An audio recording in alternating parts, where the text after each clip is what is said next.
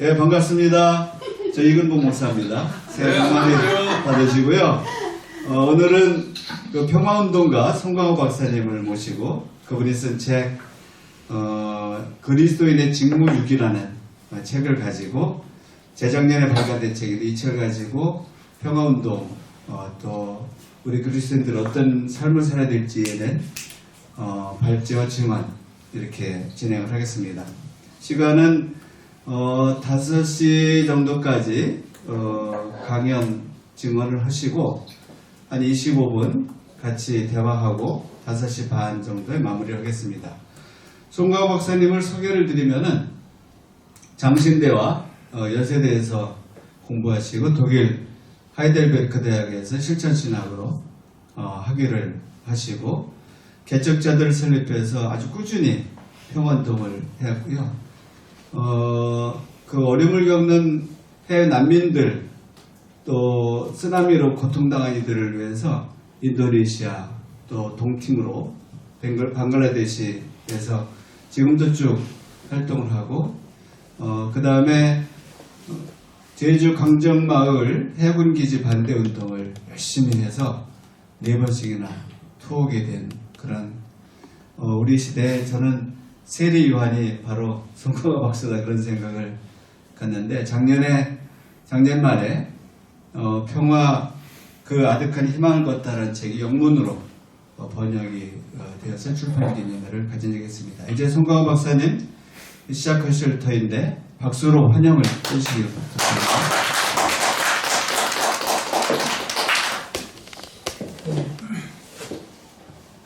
오늘 여러분들과 함께 나눌 이야기는 이 그리스도인의 직무유기라는 책에 나오는 이야기들을 뼈대로 해서 이야기들을 나누려고 합니다.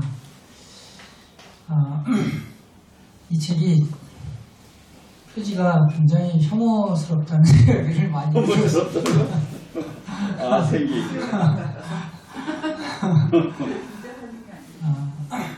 제가 강정에서 해군기지를 건설하는 것에 대해서 반대하면서 주로 개척자들이 바다에서 해군기지 건설을 반대를 앞장섰어요. 그래서 그 바다에서 활동하던 사진의 일부인데 아마 이 사진이 사람들에게 인상이 남았는지 여기저기 포스터에 붙기도 해서 책 표지까지 만들어진 것 같습니다. 저는 처음에 신앙생활을 합동측 교회에서 시작을 했어요. 제가 여의도고등학교 2회였는데 선배. 아니 저도 2회라고.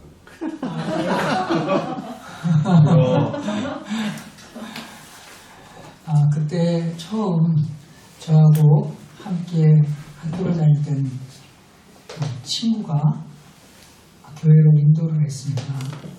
그래서 문화촌에 있는 한 합동측 교회에 처음 나가게 됐는데 그 교회의 분위기는 어찌 보면 근본주의적인 성향을 갖고 있었던 교회였던 것 같아요. 그래서 신앙생활을 열심히 하면 할수록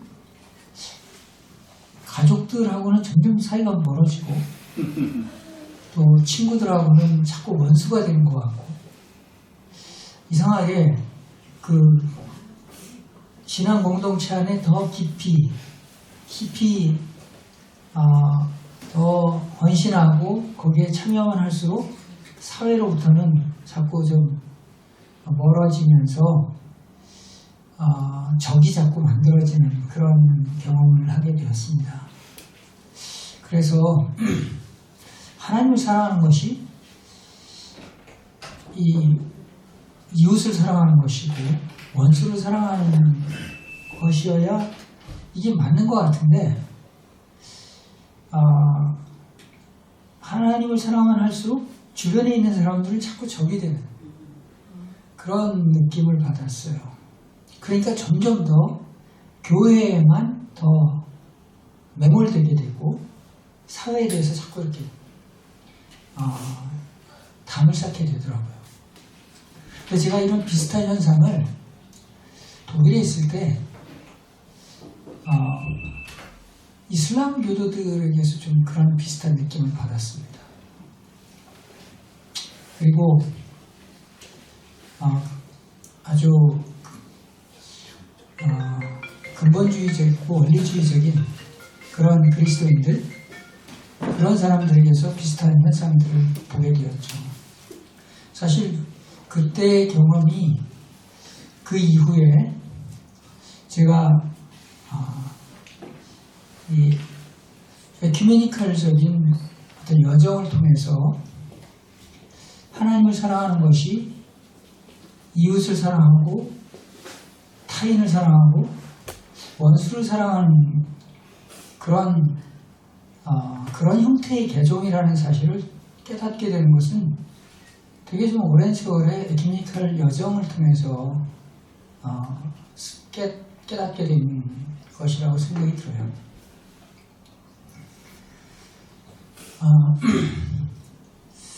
제가 이 책의 서문에 그런 이야기로 시작을 하는데요. 개척자들이라고 하는 이 분쟁 지역의 난민들을 돕는 활동을 하면서 여러 나라의 볼런티어들이 함께 참여를 하게 되더라고요.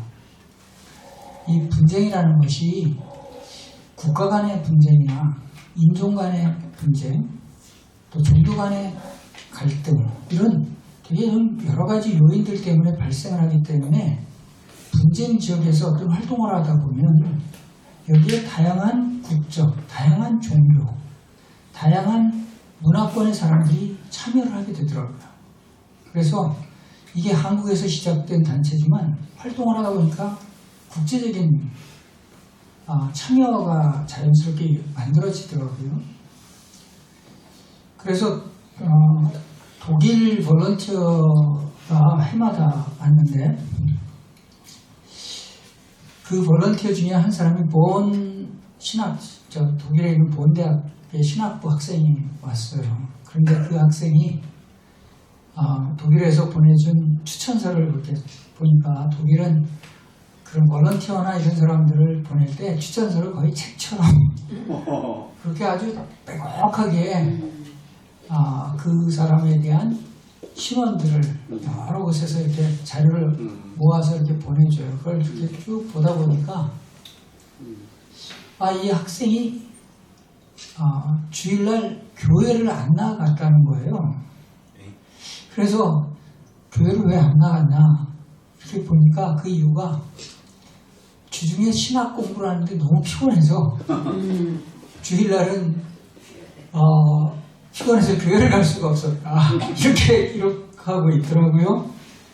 근데 그걸 보면서 너무 좀 웃음이 나지만 사실은 저 자신이 그런 사람이 아닌가 하는 그런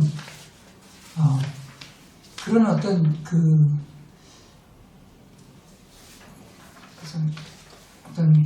성찰이랄까? 그런 것이 저의 뇌리를 스쳤어요. 그건 뭐였냐면 제가 신학대학을 다닐 때, 장로회 신학대학을 다녔는데 그때 저희 형이 한 여인과 연애를 했어요. 그런데 그 여자분은 저 경상도에서 제가 그 당시에 동두천에 살았었는데 동두천에 있는 한 여고의 교사로 발령을 받아서 오신 분이었어요. 근데 그분이 정말 빼어난 미모에 노래도 아주 잘 부르는 소위 팔방 미인이었어요. 그래서 주변에 있는 많은 남성들, 많은 교사들에게 아주 인기가 높은 분이셨는데 어떻게 된 영문인지 저희 형에게 끌린 거예요. 저희 형은 약간 좀 건달 같은 분이었어요. 과묵하고 그 당시 야타족이었어요. 그래서 학교 앞에 가서 야타 이렇게 그렇게 선생님을 차에 태우고 이렇게 드라이브를 하고 그러면서 말도 한마디도 안 하고 그런데도 거기에 어떤 연인인지 끌려서 결국 결혼까지 한다고 이제 결정을 한 거예요. 그래서 제가 저희 형수가들 분에게 외람되지만 찾아뵙고 정말 궁금해서 여쭙는 건데 저희 형하고 대화라는 걸 해보신 적이 있으신가요? 그랬더니 저도 되게 궁금했어요. 그런데 없었다는 거예요. 저도 그럴 거라고 생각했던 게 제가 평생 저희 형하고 함께 살면서 대화를 해본 적이 없었거든요. 그래서 아니 그렇게 대화를 한 번도 해보지 않은 분하고 어떻게 결혼을 할 생각을 하시냐. 그랬더니 그래도 같이 결혼해서 살다 보면 대화도 하고 이야기도 나누고 그렇게 되지 않을까요? 이렇게 얘기를 하시는 거예요. 그래서 저는 걱정이 됐어요. 그래서 정말 외람되지만 결혼 날짜도 잡고 청첩장까지 지금 만들어진 상황이지만 제가 간곡히 부탁을 드리는데 결혼 날짜를 옮기시고 일단 대화라는 걸 한번 좀 해보십시오. 그리고 나서 결혼을 해도 제가 보기엔 그게 정말 더 나은 거 아닐까 그렇게 생각이 된다고 말씀을 드렸어요. 그런데 제 그 형수가 되신 그분이 너무 아무런 답변을 못 하시고 그냥 이미 정해진 건데 라고 말끝을 흐리셨어요. 근데 결혼을 하고 성대하게 결혼을 했습니다. 근데 결혼하고 한 달도 채 못 돼서 말다툼하는 소리가 들리고 그릇이 깨지고 제 형은 밤마다 술을 마시면서 집에 늦게 들어오거나 안 들어와요. 그래서 제가 형수님을 모시고 술집을 전전하면서 형을 찾으러 다닙니다. 그러다가 저는 이제 방학이 끝나니까 다시 학교에 가서 논문을 이제 마치고 졸업을 해야 되는 상황이 되니까 저는 참 아쉽지만 그냥 학교로 돌아가서 논문을 쓰고 졸업을 했어요. 신학대학을 무사히 졸업을 했는데 졸업을 하고 고향 집으로 돌아왔을 때 저희 형은 형수님하고 이혼을 한 상태였어요. 저는 그때 제가 뭐 동생으로서 할 거 다 한 거 아니야? 뭐 그렇게 생각을 했어요. 그런데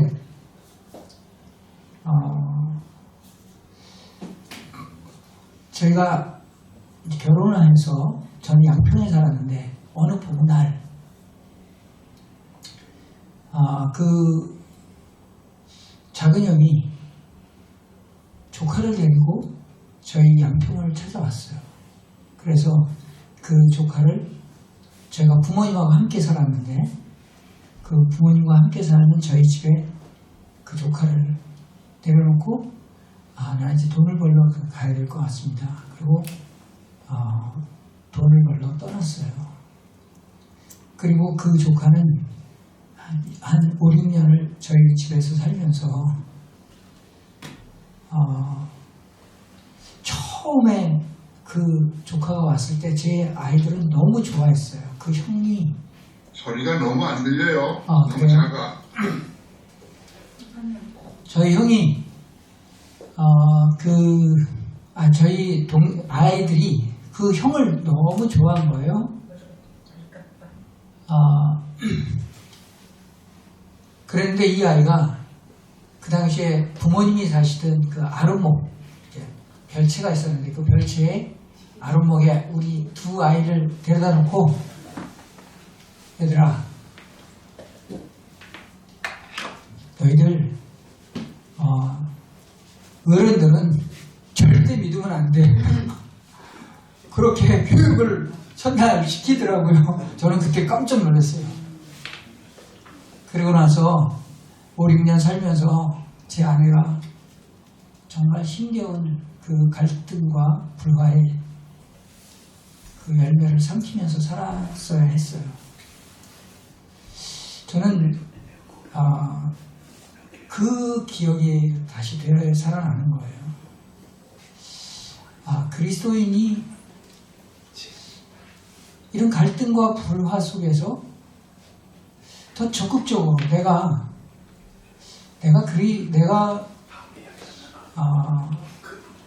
처음에 신앙생활할 때 정말 저에게 아주 너무너무 달콤하고 너무너무 저의 마음속에 아주 깊이 새겨진 말씀이 있었는데 고린도후서 5장 17절 말씀이에요. 그런즉 누구든지 그리스도 안에 있으면 새로운 피조물이라. 이전 것은 지나갔으니 보라 새 것이 되었다. 저는 그 말이 왜 그랬는지 저의 마음속에 아주 제가 깨끗해진 것 같고 제가 정말 새로운 사람이 된 것 같고 어린 청소년의 나이에 뭐가 그렇게 제가 더럽고 추악하고 범죄했다고 생각됐는지 잘 모르겠지만 어쨌든 그 말씀이 저에게는 너무 좋은 말씀이었는데 그 말씀 이후에 바로 그 다음에 나오는 18절 말씀 모든 것이 하나님께로서 났으니 그가 그리스도로 말미암아 우리를 자신과 화해케 하시고 우리에게 화해케 하는 직분을 맡겨주셨다는 그 말씀이 나에게 맡겨진 직분이로구나. 내가 새로운 존재가 된 이유로구나 라는 것을 깨닫게 될 때까지는 약 20년의 세월이 흐른 후예요. 저는 저의 인생에 정말 아까운 20년을 평화와는 상관없이 이렇게 살았다고 생각이 들어요. 내가 화해케 하는 직분을 가졌다는 사실도 진지하게 받아들이지 않았어요. 크리스마스가 되면 교회에 항상 하늘에는 영광, 땅에는 평화라는 평화의 글귀들은 어디든지 이렇게 슬로건으로 기록되어 있지만 정말 평화롭게 살기 위해서 너는 어떻게 살아야 돼? 너는 주변의 갈등과 불화에 대해서 구체적으로는 어떤 대응을 할 거냐? 그런 것에 대해서 우리에게 질문한 적 없어요. 제가 중고등학교 다닐 때 학도 호국단이 만들어져서 우리는 그 군인들이 입는 옷 같은 교련복을 입고 학교에 등교한 적도 있었어요. 종종. 그리고 학교의 조회가 이 군대식 제식훈련으로 바뀌고 열병 분열을 하고 체육 시간에 저희는 공 던지기 대신 수리탄 던지기를 하고 맨손 체조 대신 국군 도수 체조를 했어요. 비록 나무로 만든 총이지만 그 총으로 상대방 이게 목을 겨눠서 찌르는 그런 체조를 한 거예요. 그랬지만 교회에서 너희들이 지금 이렇게 자라서는 안 돼. 저는 제가 지금이라면 그런 시대 속에 저희 중고등학생들이 학교에 갈 수밖에 없다면 저는 정말 단호하게 너 학교 가지 마라. 죽이 되든 밥이 되든 우리가 책임질 테니까 너는 더 이상 그런 군사훈련, 전쟁훈련에, 전쟁 연습에 네가 가담하는 것은 이거는 교회의 교사로서 용납할 수가 없어. 라고 저는 그렇게 아마 막아 세웠을 거예요. 근데 교회는 그렇지 않았습니다.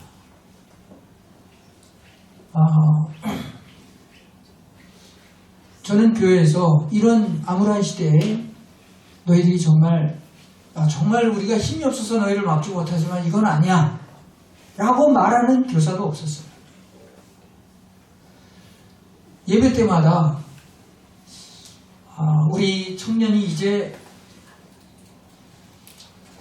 고등학교를 졸업하고 이렇게 건장한 젊은이가 돼서 저 전방에 이제 가서 군인이 돼서 우리나라를 지키게 되었습니다. 이제 군대로 입대하는 우리 청년을, 이 자랑스러운 젊은이를 우리 환송해 줍시다. 그렇게 군대로 가는 젊은이들을 환송해 주었지만 정말 그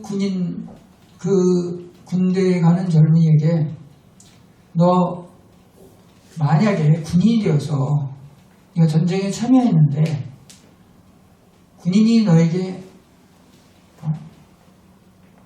진압을 하라고 하는데 거기 민간인들이 막 섞여 있다.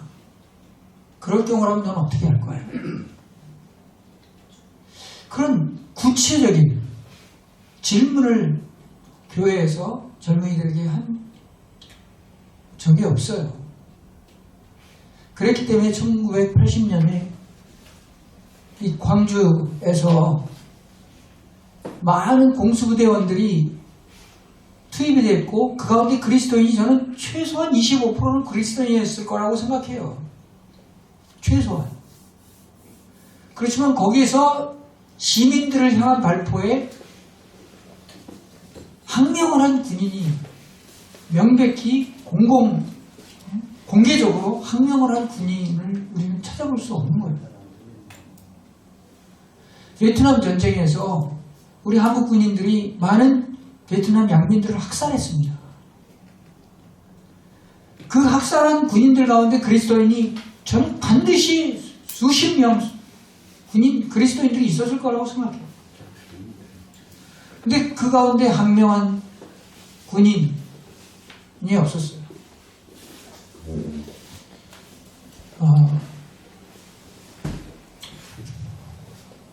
군인이 항명할 수 있습니다.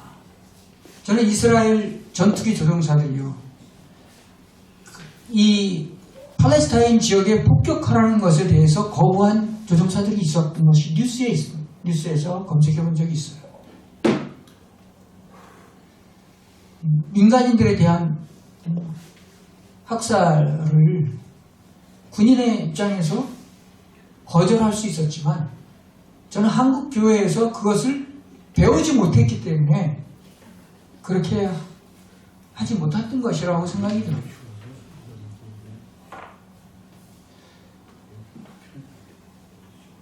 제가 지금 제주에 있는데 제주의 교회들이 방공주의로 아주 똘똘 뭉쳐져 있어요. 제주의 선교 역사를 보면 이기풍 선교사님이 선교를 하시고 어떤 교파적인 어떤 시간인데요. 죄송합니다. 좀 마이크를 스피커를 키우라 그러세요. 거기 계신 분이 스피커를 키우라 그러세요. 나한테도 말이 너무 안 들려요. 좀 크게 해야 돼. 얘기를 해주세요. 예. 각자 기계를 좀 만드시라고. 기계를 좀 볼륨을 좀 높여주시고 좀 조작을 그쪽에서 해주셔야 될 것 같습니다. 네. 그분이 잘못 알고 계신 거죠.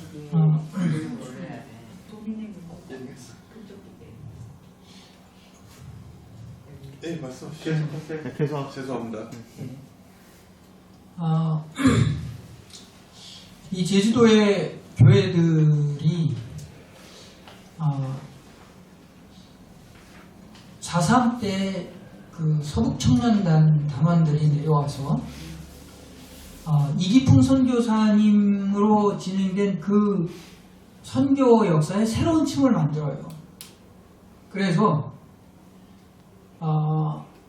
아주 증오와 복수심으로 가득 찬 그런 반공주의, 애국주의로 무장한 그리스도인들이 교회를 거의 큰 교회들을 점령합니다. 그리고 지금 그분들의 후손들이 교회의 중역을 맡고 계셔요. 그러다 보니까 제주도가 군사 기지가 지어지고 새로운 어떤 요새화가 지금 진행이 되고 있는데 그것을 반대하는 것을 교회가 반대해요. 교회는 군대를 유치하고 보다도 군사주의적으로 제주도가 그렇게 변화되어 가는 것에 대한 어떤 희망을 갖고 있어요. 이것은 제주도민들의 희망과 기대하고는 전혀 다른 방향이고, 그래서 제주도의 이 토박이라고 할까요? 제주도의 분들이 교회에 다니는 사람들에 대해서 아주 내면적인 어떤 혐오감 같은 것이 있습니다. 예전에 그 아시아교회협의회 대표들이 강정에 와서 이 해군기지가 지어진 것을 보고 이것은 아시아의 평화를 위해서 또 세계의 평화를 위해서 이건 바람직하지 못하다고 선언문을 발표하려고 했는데 제주도의 목사님들이 그것을 막아요. 그래서 그것을 못하게 합니다. 그리고 그것을 업적이라고 총회에서 업적이라고 그것을 우리가 이런 것을 막았다 이렇게 발표를 해요. 정말 이 가치가 전도되어 있는 그런 현실을 제주도에서 보게 됩니다. 교회가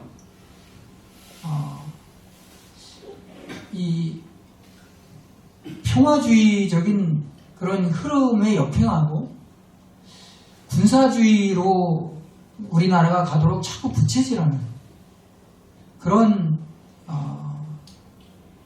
분위기 속에서 저는 이런 군사 기지들도 계속적으로 세워지고 정광훈 목사 같은 그러한 괴물 같은 아류 사람들이 이 기독교 내에서 기생을 할 수 있도록 그런 환경들을 만들어주는 것이라고 생각됩니다.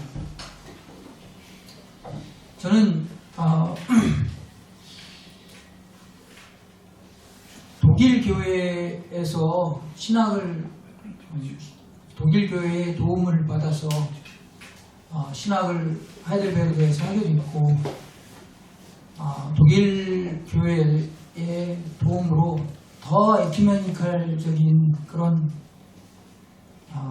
지혜를 더 얻게 되어서 고맙게 생각하고 제가 하나님의 은혜로 에큐메니컬 장학금을 받아서 독일에 가게 된 것이 저에게는 굉장히 소중한 기회였다고 생각이 들어요. 그래서 독일에 있을 때 아프리카에 전쟁이 났을 때 아프리카 내전, 루안다 내전에 참여할 수 있는 그곳에 가서 그 희생자들을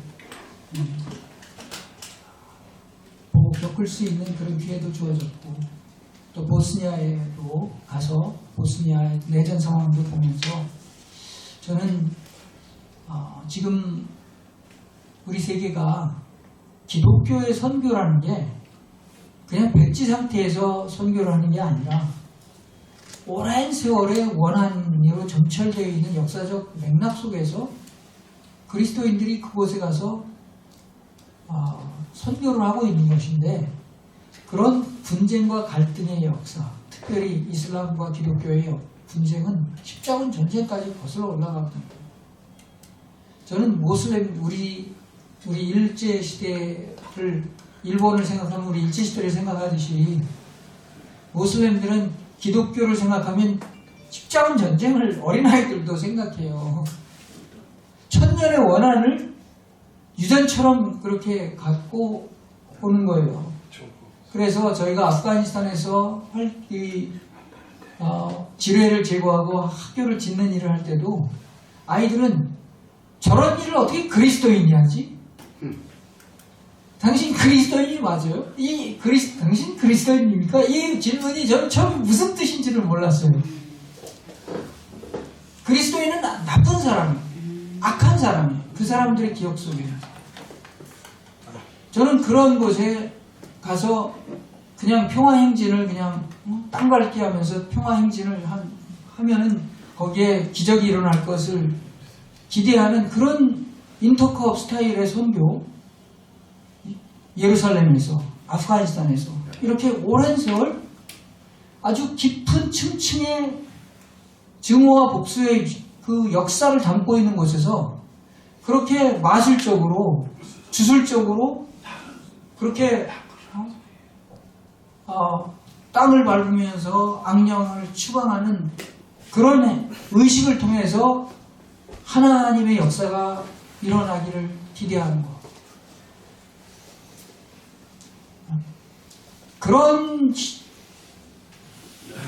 그런 방식의 선교가 얼마나 무의미하고 얼마나 위험한가. 실제로 우리 김선일 형제 이라크에서 돌아가셨고, 또 분당샘물교회 2007년에 아프가니스탄에서 사고가 나서 두 사람이 목숨을 잃었죠. 그분들의 희생이 그런 선교의 맥락 속에 다 이어져 있어요.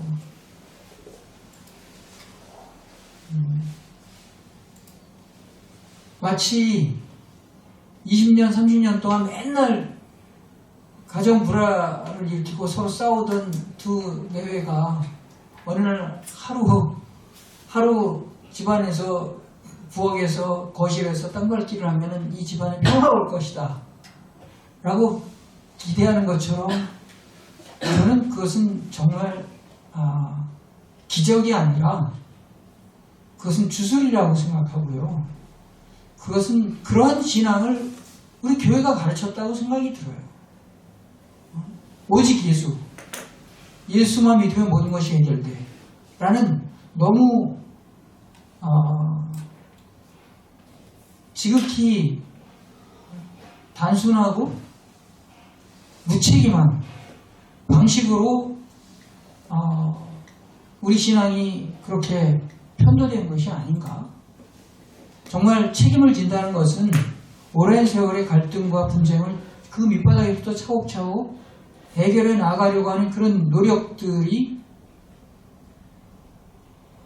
진행이 돼야 되는 것이고, 이 갈등과 분쟁과 증오와 복수의 역사는 천년의 세월을 흘러왔던 그 많은 층들을 우리가 다 걷어내야만 할 일이라는 것을 생각하면 앞으로 우리가 보내야 할 선교사는 어떤 사람들일까? 다시 생각해 봐야 되는 것이죠. 저희는 이 개척자들은 처음에 아주 단순하게 분쟁의 피해자들을 돕는 일로부터 시작을 했어요. 특별히 그 무력 분쟁의 피해자들을 돕는 일, 그러한 일들을 동티모르에서, 아체에서, 아프가니스탄 같은 곳에서 이렇게 진행을 하다 보니까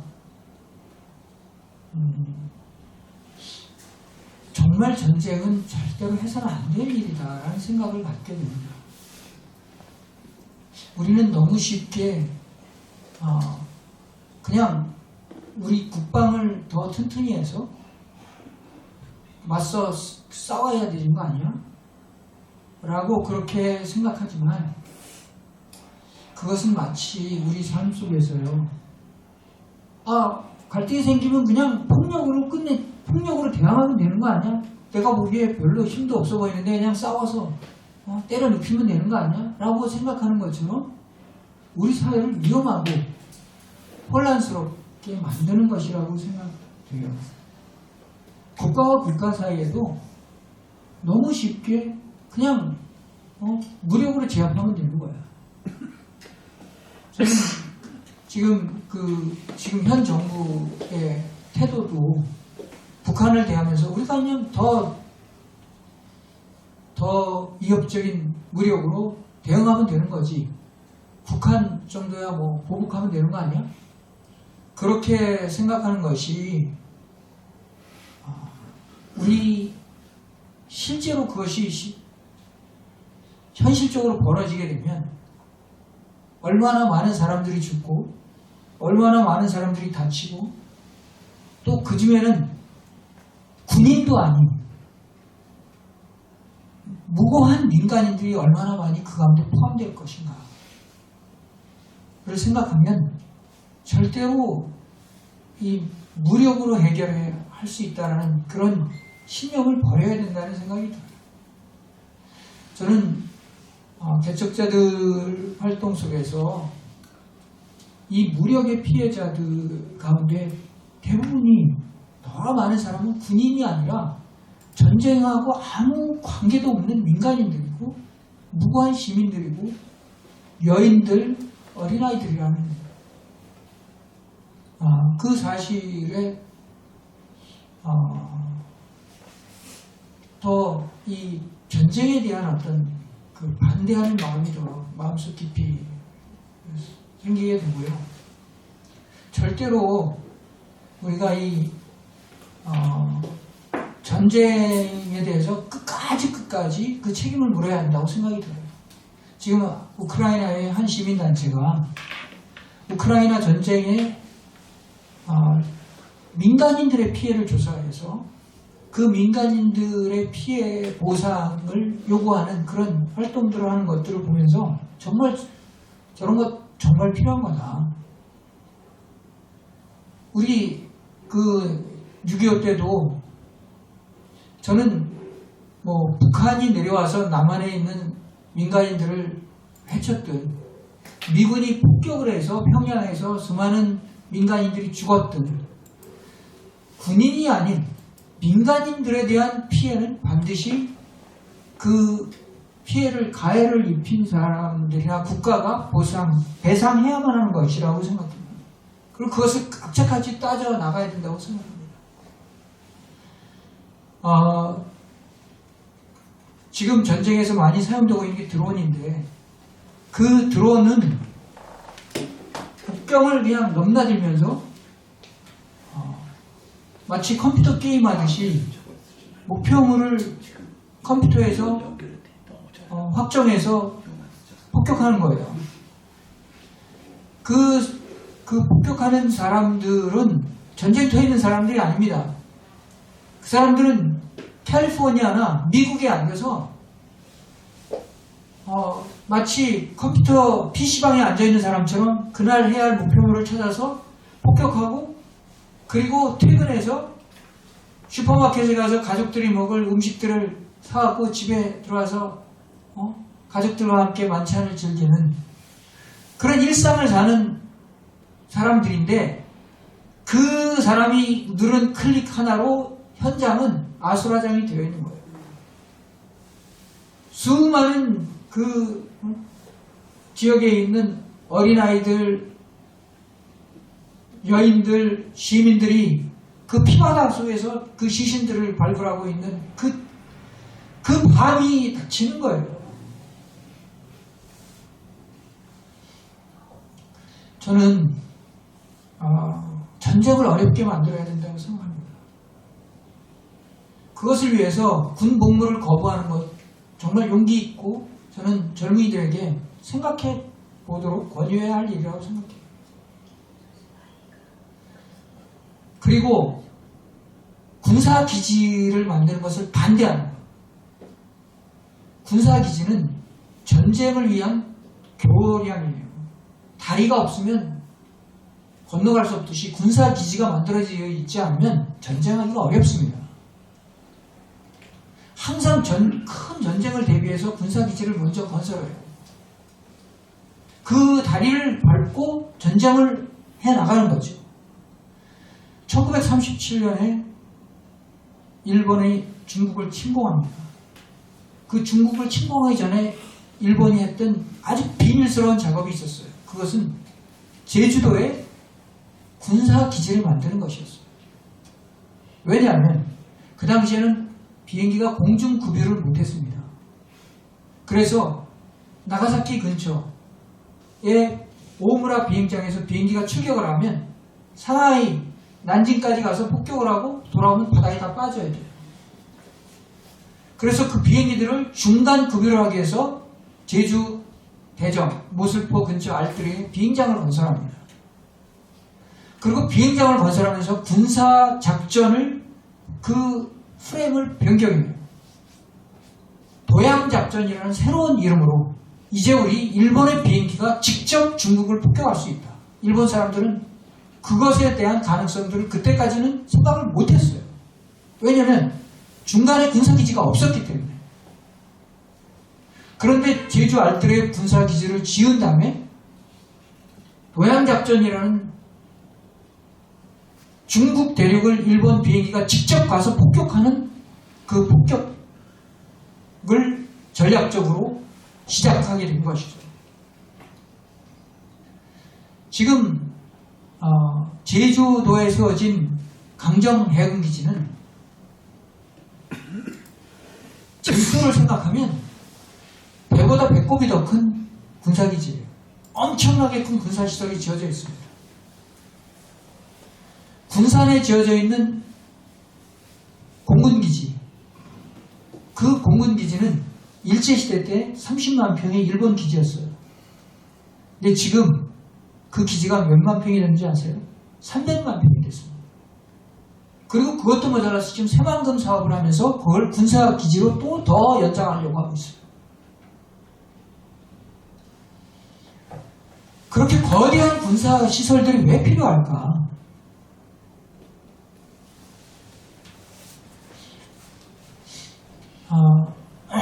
또 군사시설을 지을 때마다 불법이 자행돼요. 한 예로요. 군산에 그 군사기지를 확장하면서 하는 미군의 수법이 뭐였냐면 탄약고를 설치하면 탄약고는 민간시설로부터 500m 이상 떨어져 있어야 돼요. 그런데 탄약고를 민간시설 옆에다 지어놔요. 그리고 500m 이상 민간시설이 뒤로 물러나도록 만드는 거예요. 그걸 정부가 비워해줘요. 왜? 미군이기 때문에. 우리나라를 지키는. 그렇게 해서 군사시설을 늘려갑니다. 제주 해군기지를 지을 때 해녀들에게 이 책상 밑으로 70이 넘은 노인들에게 1억씩 주겠다. 그분들이 지금 몇 년이나 살려고 매일 들어갈 때마다 죽을 것 같은 그 물질을 하면서 살겠어요. 1억을 받는 거 얼마나 달콤한 유혹입니까? 강정마을 주민들 하나도 모르게 그렇게 해녀들을 꼬드겨서 해녀들을 앞장세워서 그 거의 해녀들만의 마을회의를 만들어서 통과시켜요.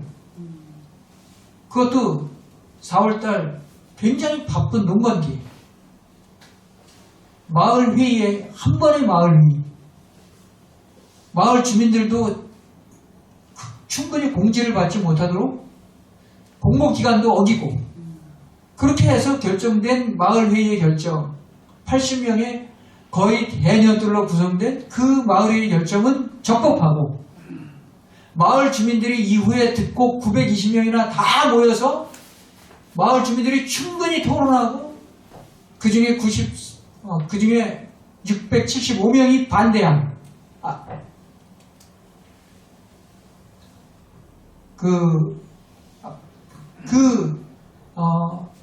죄송합니다. 지금 그 720명 중에 675명이 반대한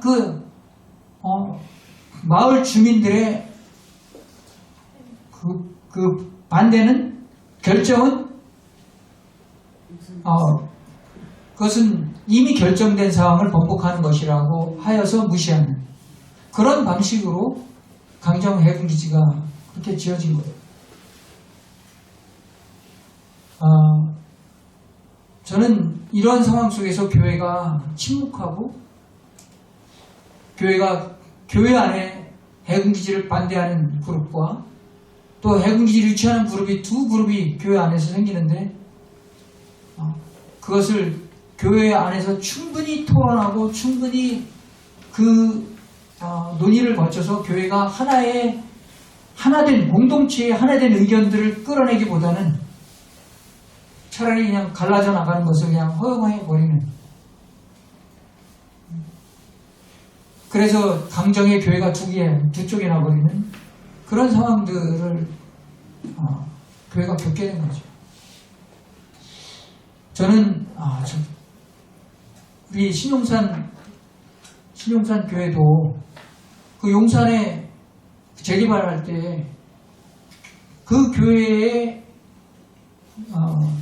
성도 중에 장로님이 재개발을 추진하는 조합장입니다.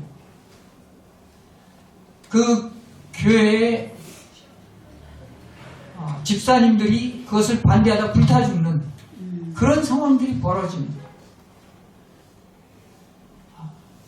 정말 교회가 이런 갈등과 분쟁 속에서 교회 안에서도 그 갈등을 싸매고 화합하게 하는 어떤 힘을 길러내지 못하고 그리고 지역사회의 갈등과 분쟁에 개입할 그런 의지나 그런 능력을 갖추지 못한 그런 상태로 교회들은 무엇을 향해서 지금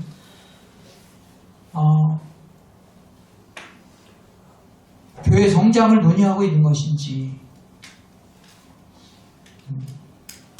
저는 이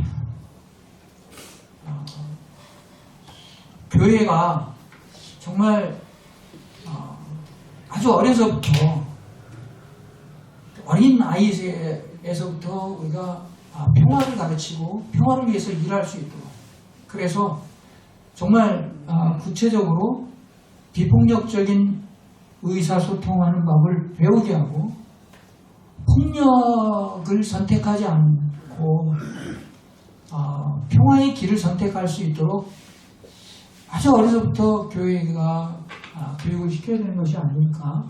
그래서 학교에서 학폭도 사실 왕따 문화나 학폭도 저는 그 학교 안에 있는 학생들 가운데 그리스도인 학생들이 그것을 막아야 하는 책임들을 갖고 있는 것이다 라고 교회가 가르쳐야 된다고 생각해요. 사실 이 왕따의 고리는 마치 악령의 역사 같아요. 내가 만약 그것을 야 너희들 왜 이 사람을 괴롭혀라고 하면 그때는 내가 이제 왕따의 대상이 되는 내가 그 악령을 끌어안아야 되는 그런 아주 무시무시한 상황을 우리 청소년들이 겪는 거죠. 근데 저는 그런 용기를 갖도록 우리 학생들을 교회에서 가르쳐야 되고 하나님이 그렇게 너를 도와줄 수 있어.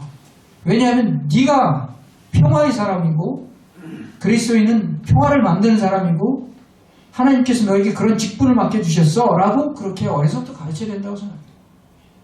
청년이 되어서 폭행을 당하는 폭력적인 피해를 입고 있는 그 사람을 그냥 못 본 채 지나치는 젊은이가 아니라 내가 깨지고 내가 다치더라도 거기에 관여하고 그렇게 하면 안 됩니다 라고 말할 수 있도록 관여할 수 있도록 개입할 수 있도록 간섭할 수 있도록 그렇게 그런 의지와 그런 능력을 길러줘야 한다고 생각해요. 그리고 더 나아가서는 교회가 젊은이들을 정말 이 세상의 많은 분쟁과 갈등, 지역사회의 갈등과 분쟁, 더 나아가서는 국제사회의 갈등과 분쟁에 나가서 봉사할 수 있도록 그렇게 1년 혹은 2년씩 나가서 그렇게 인류를 위해서 봉사해야 돼요. 하나님이 지으신 이 창조 세계를 위해서. 저는 정말 이 얼마나 많은 자연이 파괴되고 있는데 그 자연의 파괴를 방관하고 있어요. 하나님을 모욕하는 것이죠. 창조주 하나님을 지금 짓밟고 있는데 침묵하고 있는 상황인 것이죠. 그런 현장들 속에서 평화를 위해서 일할 젊은이들을 교회가 계속적으로 독려하고 지원하고 군복무가 아니라 이런 인류를 위한 평화의 복무를 하도록 그렇게 해야 되는 것이 아닐까 그런 생각을 하게 됩니다. 네. 여기까지 말씀을 드리겠습니다. 네. 일단은 우리 송 박사님께서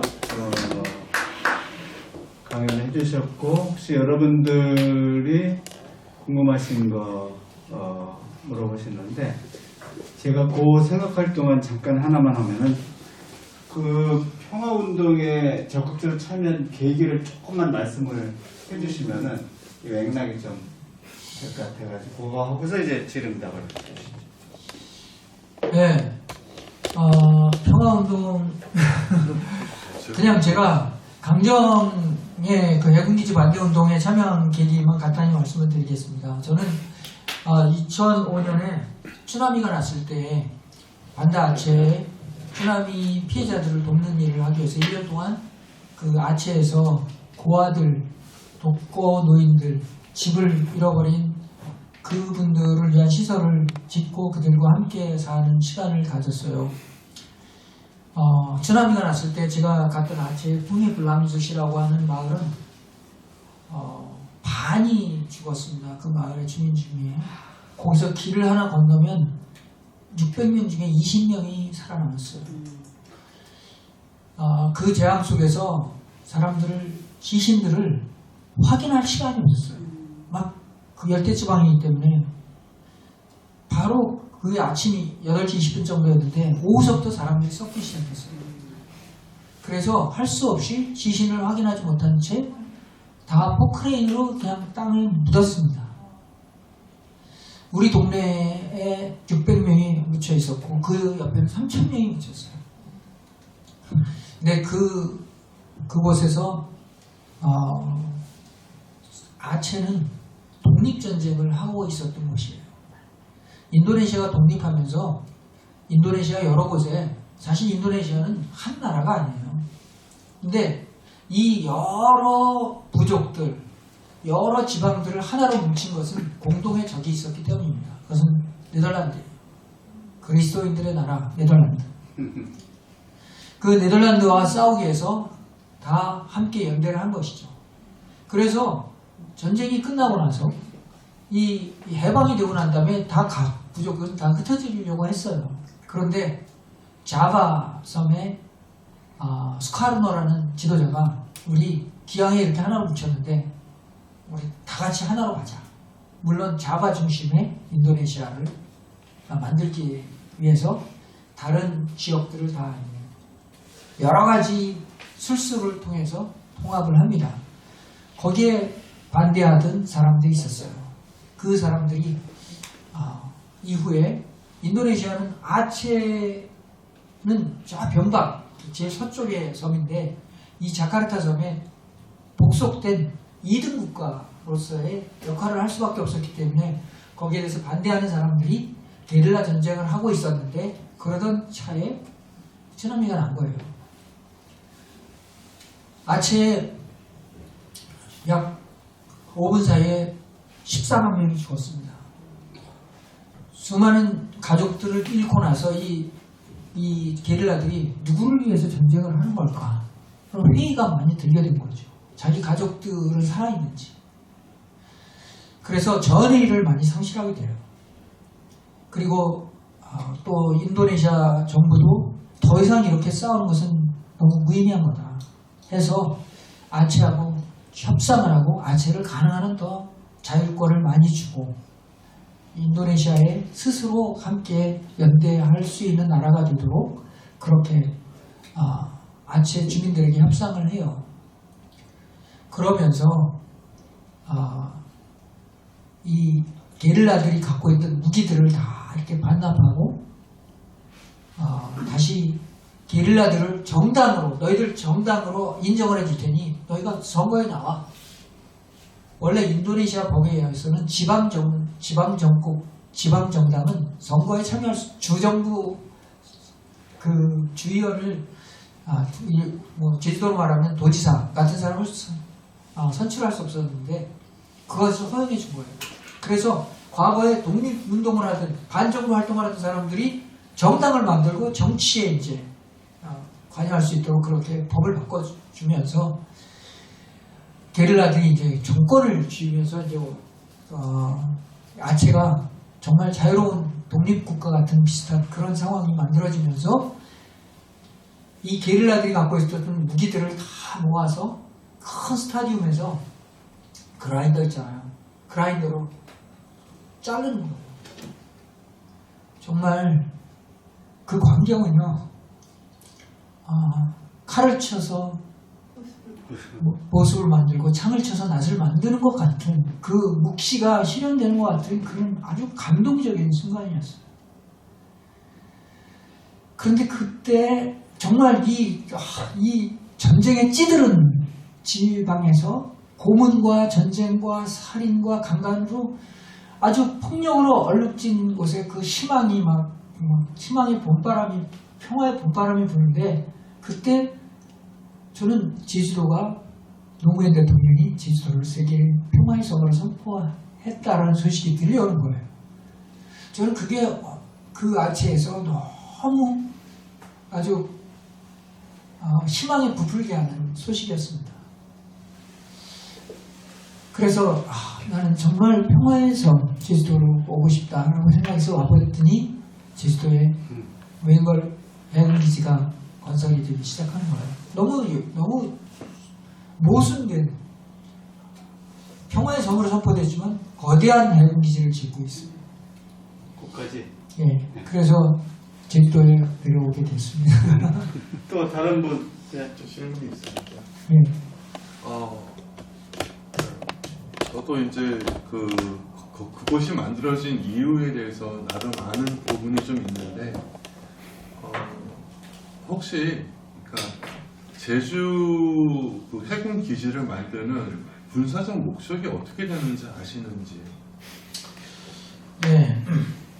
이 제주 해군기지를 처음 만들 때요. 네. 이 정부는 해군기지를 만드는 이유는 북한 때문이라고 했어요. 처음에는요. 네. 북한이 남쪽으로 이렇게 돌아서 우리 나라를 침공할 수 있다. 그랬는데 아무리 들어도 사람들이 그렇게 납득이 잘 안 가. 그러니까 중국의 어선들이 지금 엄청나게 이 서해안으로 이렇게 내려오고 있는데 우리 그것도 막아야 되고 또 남진해에 우리 그 유조선들이나 상선들이 통행을 하는데 이것도 중국이 어느 순간에 가서는 이걸 방해할지도 몰라. 그러니까 우리 상선을 보호하기 위해서 이 해군기지가 필요하다. 그렇게 주장을 했는데 사실 지금까지 중국 때문에 우리 상선이나 유조선이 위협을 받아본 적은 없어요. 미래에 그럴 수 있을지 모르지만 우리에게 다가오는 얘기가 아니에요. 그러자 이제는 저기 아덴만 말레카 해협의 해적들을 조탕하기 위해서 우리가 조금이라도 더 빨리 가기 위해서 이 진해나 목포보다는 이 제주도가 더 가까우니까 여기다 만들어야겠다. 그런데 그 아덴만이나 말레카까지는 이 목포와 제주와의 거리는 무시할 만한 거리인 거예요. 정말 이 해군기지가 만들어진 목적은 뭘까? 저는 여기에 두 가지 면을 생각할 수 있다고 봅니다. 일단 이 해군기지를 만들려고 하는 우리 해군의 목적은 교회를 성장시키고 싶은 목회자들의 욕심, 저는 그걸 세속적인 욕심이라고 보는데 그런 세속적인 욕망처럼 군인은 군 안보를 확장시키고 싶은 세속적 욕망이 있다고 보여져요. 군대를 더 확장시켜서 더 많은 계급을 만들고 더 높은 자리에 앉아서 더 군대를 성장시키고 싶은 욕망이 저는 마치 바벨탑을 쌓고 싶은 욕망은 어느 그룹에나 있듯이 해군에게 있어서 해군 기지는 그런 곳이라고 생각해요. 왜냐하면 제주 해군 기지는 적당한 곳이 아니에요. 지금 바람이 이렇게 이제 최근처럼 이렇게 바람이 분다든지 그러면 배들이 다 빠져나가요. 왜냐하면 피항을 할 수 있는 항구가 아니에요. 거의 6개월 동안, 그러니까 1년 동안 6개월 정도밖에 항구에 배가 정박할 수가 없어요. 해군기지가 동쪽으로 열려져 있는데 태풍이 불면 동쪽서부터 불어들어오기 시작합니다. 그러면 싹 다 빠져나가야 돼요.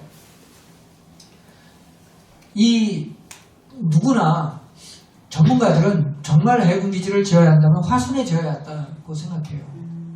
화순은 그 점에 있어서 화순도 그렇게 안전한 곳은 아니지만 강정보다는 더 항만 조건이 좋습니다.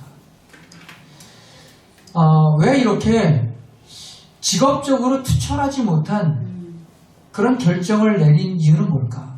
해군은 지금 효과적이고 더 유용한 해군기지를 짓느냐라는 것보다는 해군을 증설할 수 있는 빌미를 어떤 형태로든 더 만들어야 된다는 게 저는 그 세속적 욕망이 마치 목회자들의 세속적 욕망처럼 군인들에게도 동일하게 있고 그것이 군대를 지금 각종 부정과 부패 방산업체의 비리는 엄청난 그런 것이 다 결합되어 있다고 보여지는 것이죠. 돈과 권력 이것이 군인도 피해갈 수 없는 유혹들이라고 보여지는 거예요. 그런데 정작 군사적으로는 이 해군기지가 필요한 집단이 있습니다. 그것은 미국이에요. 미국은 이 해군기지가 군사적으로 필요한 곳이에요. 여러분 장하나 의원이라고 민주당 의원이 이 해군기지 건설을 할 때 삼성이 설계도를 그릴 때 지시를 받은 게 미국 서태평양 해군사령관의 요청에 따라서 미군의 군함의 규격에 맞춰서 이것을 지었다는 것을 국회에서 밝혔어요. 그것을 왜 그렇게 미군의 규격에 맞춘 해군 기지를 지었느냐고 삼성에 물었을 때 삼성은 거기에 답변하지 못했어요. 그리고 지금도 제일 자주 들어오는 그 배 중에 외국 배는 미국의 핵 잠수함, 핵 항공모함 같은 거예요.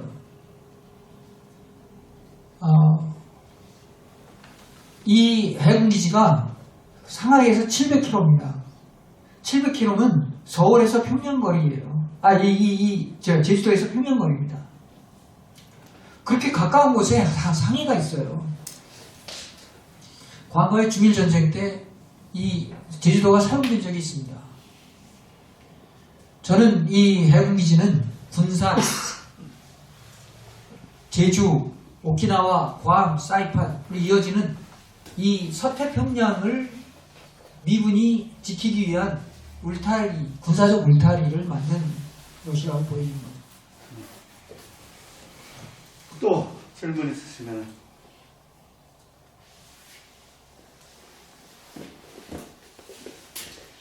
처음에 질 때 군사기지로 지었지만 관광을 위한 크루즈 배도 정박할 수 있도록 하겠다라고 했던 것 같아요. 예. 근데 실제로 요즘 그동안 기지가 완성이 되고 난 이후에 크루즈선이 정박한 적이 있는지요? 크루즈선이 2번 들어왔습니다. 10년 사이에 2번 들어왔는데 한 번은 테스트하기 위해서 왔고요. 한 번은 어쨌든 이걸 군항이 아니라 민항이라는 것을 어쨌든 과시하기 위해서 불러왔지만 그 2번의 항해를 위해서 엄청난 시설이 지금 지어져 있는 거예요. 그리고 크루즈 터미널은 계속 잠겨 있고 매년 20억씩 적자를 내고 있습니다.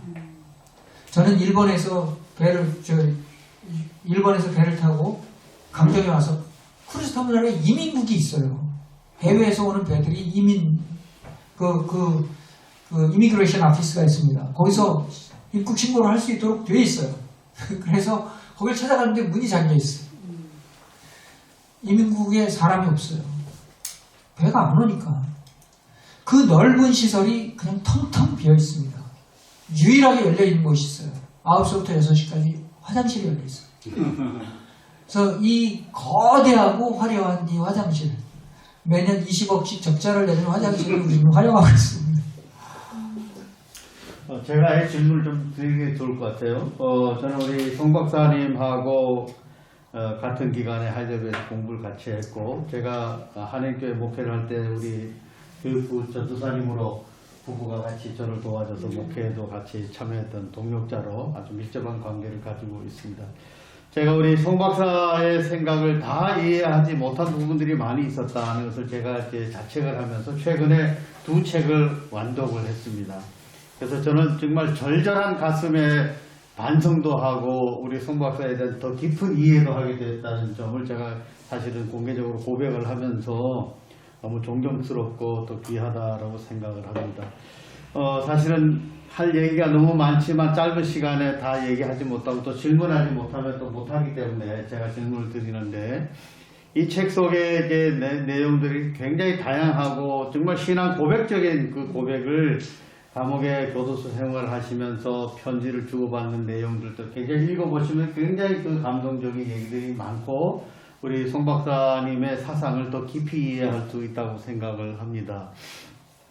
박사학위 논문이 컨버전, 회심이라고 하는 건데, 그 회심이라고 하는 것은 우리 일상적인 기독교인들의 회개를 하고 주님께로 영적으로 거듭나고 하는 이런 개념의 의미보다도 사실상 이 평화를 위한 그런 그 자각과 그 새로운 어떤 각오와 이런 것들을 담고 있기 때문에 독일 교회도 또 독일 신학대학도 거기서 귀하게 여겨져서 이제 박사학위를 좀 받게 되셨는데, 지금 현재는 강정마을이 해군기지가 완성이 됐지만 그럼에도 불구하고 강정과 제주도를 평화의 섬으로 대만과 오키나와와 연결해서 국제적인 어떤 평화운동의 연대를 이루어 나가고 있고, 또 함께 동역하는 활동가들을 계속 훈련도 시키고 항해 훈련도 시키고 여러 가지 계획들이 굉장히 많으신데, 세계적인 어떤 평화의 그 기지로서의 중요한 그 비전들을 가지고 계시기 때문에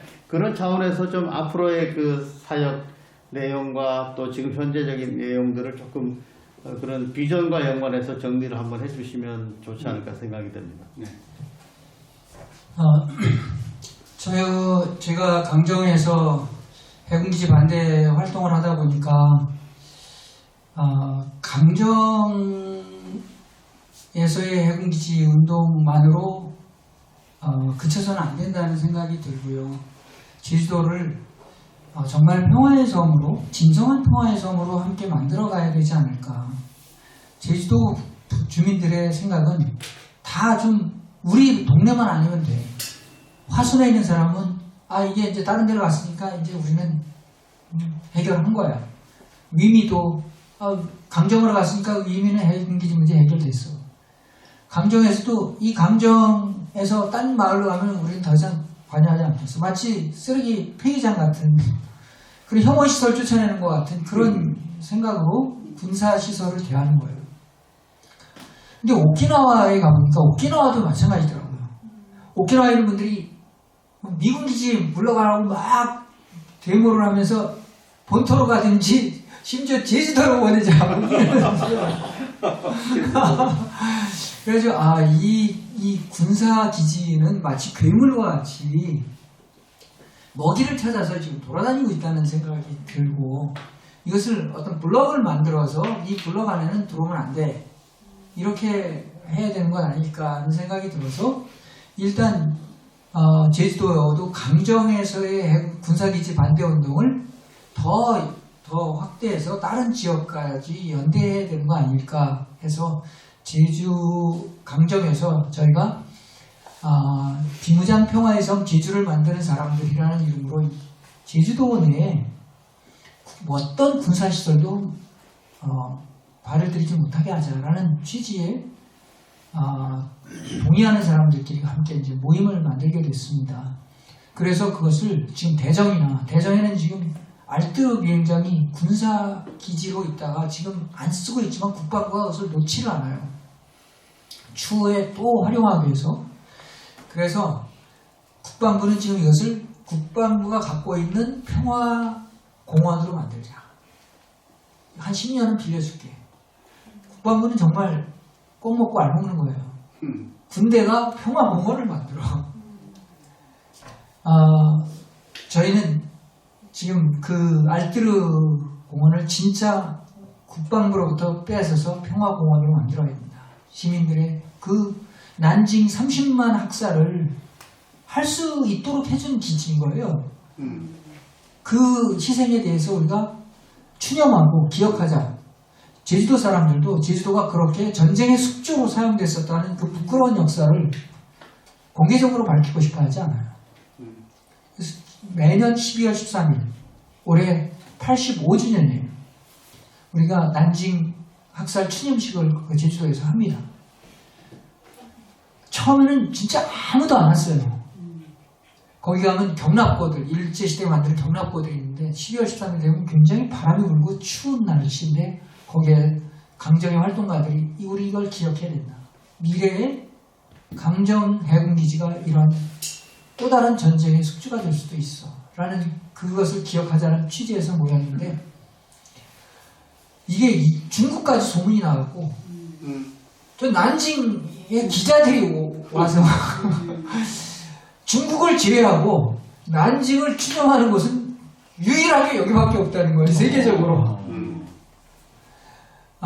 그런데 여기에 왔던 사람이 일본 교포가 그 추념식에 왔다가 캐나다 교포인데 캐나다에서 난징 추념식을 또 하더라고요. 하나씩 이렇게 번져나가더라고요.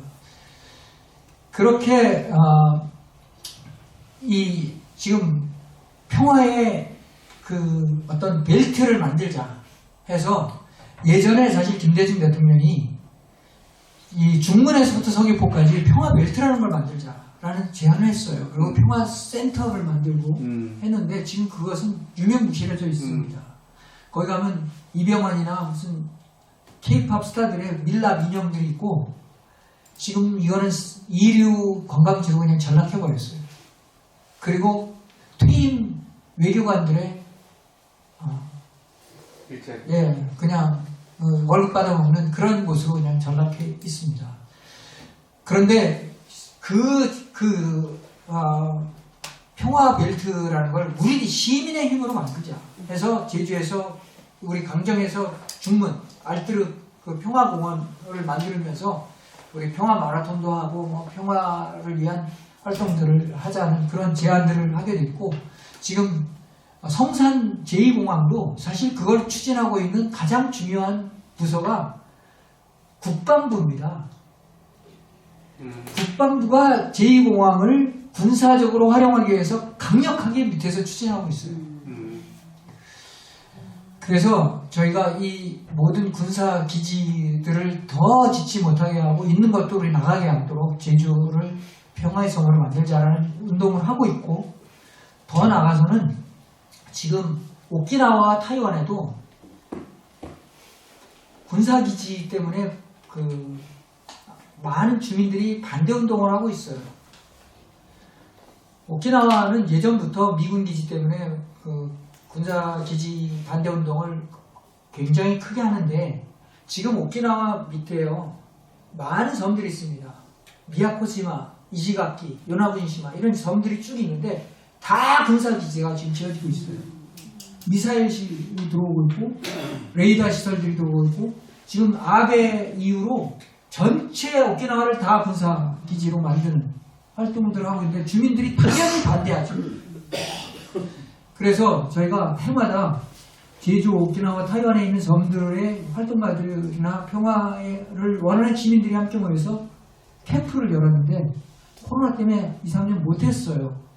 올해 10월 달에 미야코지마에 지금 미사일 기지를 일본 자위대가 만들고 있는데 거기서 평화 캠프를 하려고 지금 하고 있고 제주, 오키나와, 타이완에 시민들이 함께 모일 예정입니다. 그리고 저희는 이 섬들을 배를 타고 항해를 하면서 마을 주민들을 응원할 거예요. 그래서 일본에서 요트를 하나 구했어요. 그래갖고 이 항해를 할 건데 저는 교회가 이런 일에 관심을 가질 필요가 있을까? 교회가 이 위험한 항해나 이런 것들에 대해서 무슨 관심을 가질까? 저는 무엇보다 이 항해에 참여하는 젊은이들을 위해서 기도해 줬으면 좋겠어요. 자, 마지막 정리를 좀, 마지막 질문. 한 가지만 제가 더 질문할게요. 지금 저 평화운동이 이 전쟁을 반대하고 군사기지를 반대하는 것뿐만이 아니라, 구름비 바위를 예를 들면, 난 900m로 기록했는데, 얼마 전에 확인하니까 1.2km, 종심이 1.2km의 한 덩어리에 세계 하나밖에 없는 그 유일한 그런 천연 기념물 같은 환경이고, 그 구름비가 이제 파괴가 되는 문제와 또 그 주변에 있는 바다의 해양 생물들 생태 운동을 포함한 그런 평화 운동의 개념도 굉장히 중요한 부분이라고 생각이 되고 그 말씀과 더불어서 우리 개척자들의 생활 신조 10가지를 좀 소개해 주시면 좋겠다는 생각이 좀 들었어요. 질문을 모아서. 네. 예.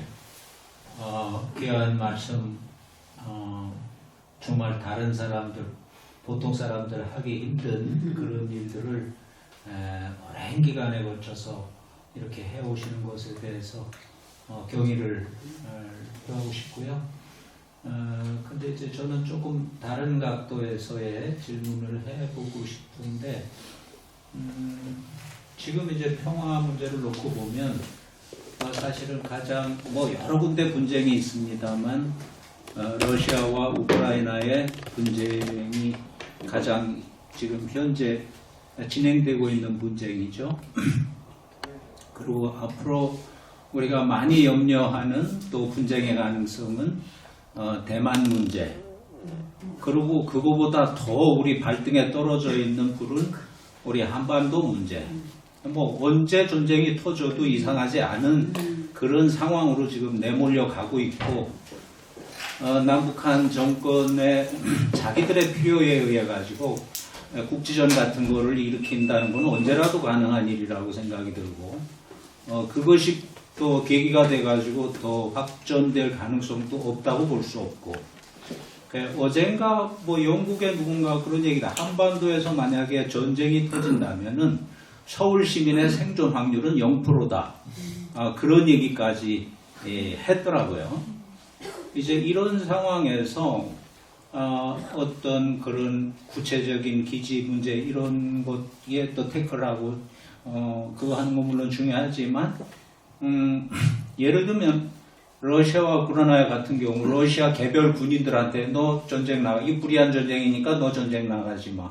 또 우크라이나 싸움한테 이건 그 총 들지 마. 이렇게 한다고 해결될 상황은 아니거든요. 이게. 그러니까 러시아의 이해관계가 있고 우크라이나의 이해관계가 있고 그런 이해관계가 충돌할 때는 전쟁이 일어나는 것이고, 이제 그래서 결국은 전쟁을 예방하고 하는 것은 이런 우리와 일본 사이도 마찬가지고요. 독도 문제 이런 것들이 언제 또 핑계가 돼가지고 한일 간에 또 갈등이 또 심화될 수도 있는 거고, 한반도에 문제가 생겼을 때 일본은 그거를 빌미로 독도 점령해버리고 이럴 시나리오도 얼마든지 생각할 수 있는 것이고, 이제 이런 등등을 생각하면 우리 평화 문제에 접근하는 것이 그렇게 간단치 않다 이런 생각이 들어요. 그래서 전체적으로 어떤 이런 시스템의 문제가 있다.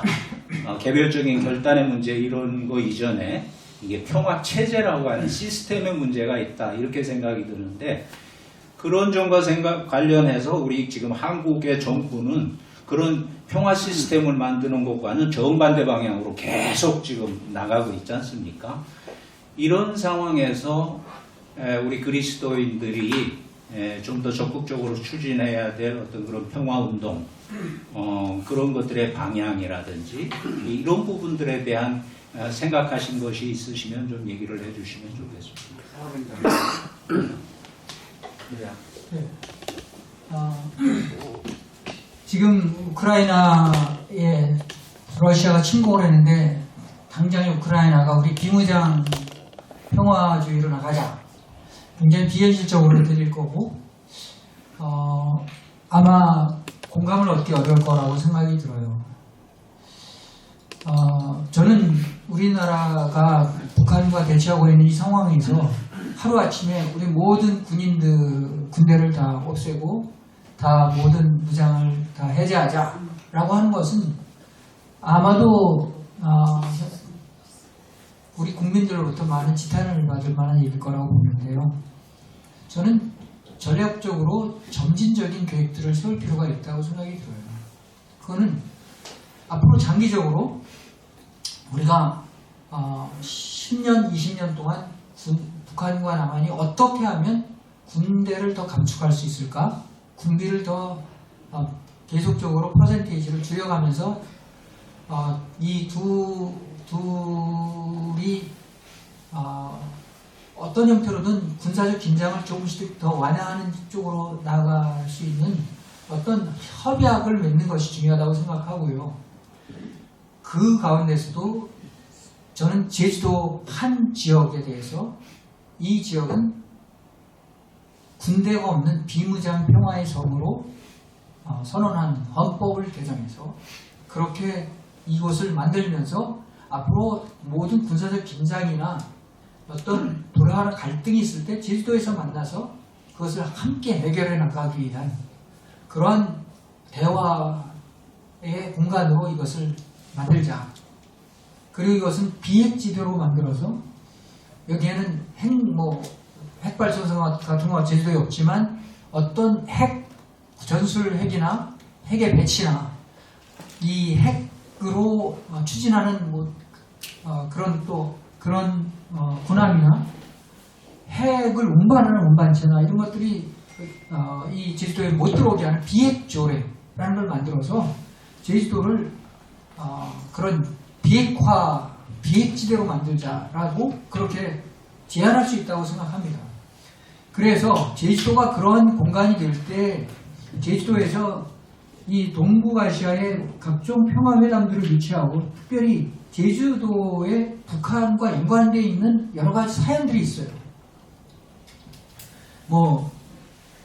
김정은의 친척들이 제주도 사람이라든지 이런 것뿐만 아니라 다양한 제주도 북한 사람들이 가장 동경하는 곳도 제주도예요. 그러니까 제주도에 어쨌든 북한 사람들이 와서 지금 외국인들도 제주도는 비자 없이도 들어오는데 북한에 대해서 이 제주도에 특별한 지위를 줘서 이렇게 개방해서 조금씩 더 평화적이고 친화적인 그런 분위기를 만들어 나가는 곳에 제주도를 활용하자는 것이죠. 이런 비무장 평화의 섬의 역사는 스웨덴과 핀란드 사이에 올란트라는 섬이 있습니다. 거기가 평화의 섬으로 선언된 지 150년이 지났고 1차 대전, 2차 대전을 지내면서 그 섬이 그 전쟁 중에서도 가장 안전하고 가장 번영한 곳이었어요. 국가적으로 니카라구아 옆에 코스타리카가 군대가 없는 나라지만 중남미에서 가장 번영하고 있고 가장 안전한 나라예요.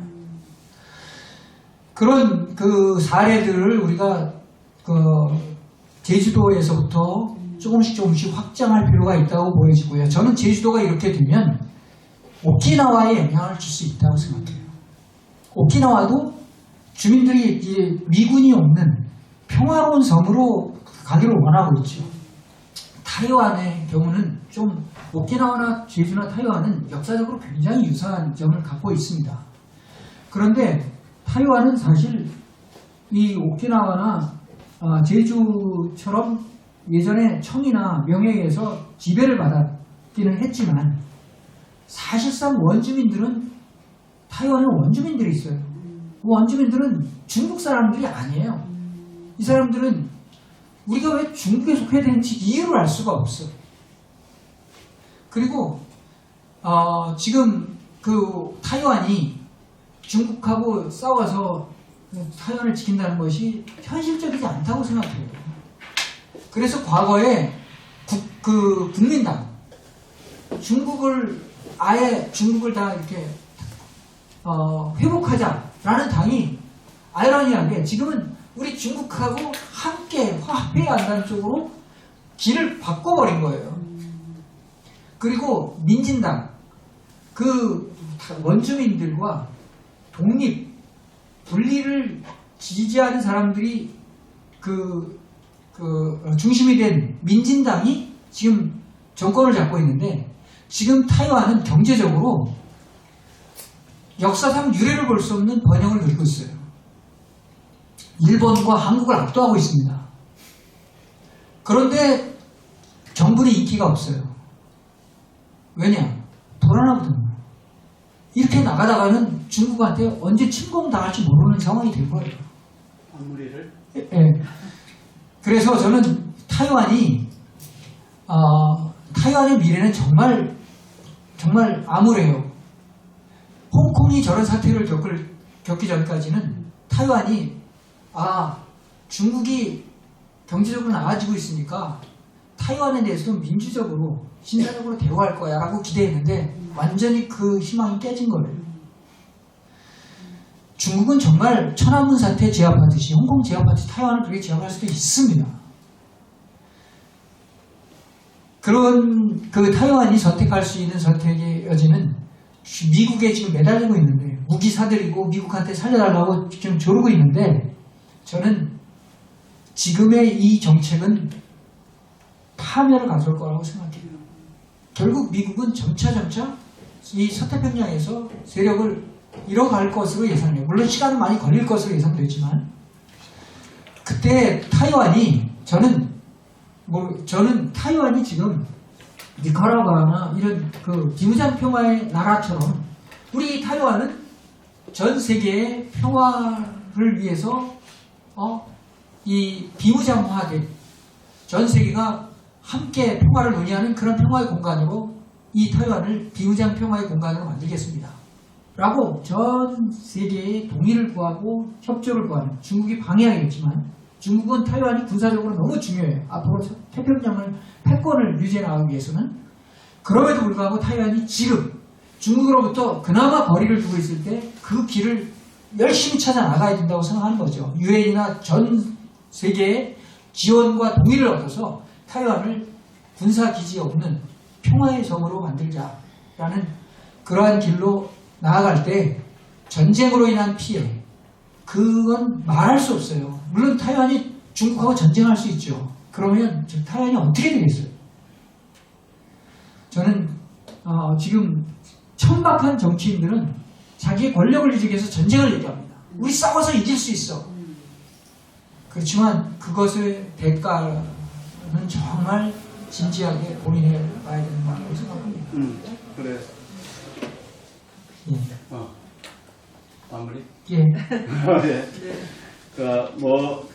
다못한 이야기는 식사하시면서 또 나누시기를 바라고, 오늘 2023년 포럼 카이로스 1월 모임은 이것으로 마치고, 오늘 수고하신 송경호 박사님께 감사를 하겠습니다.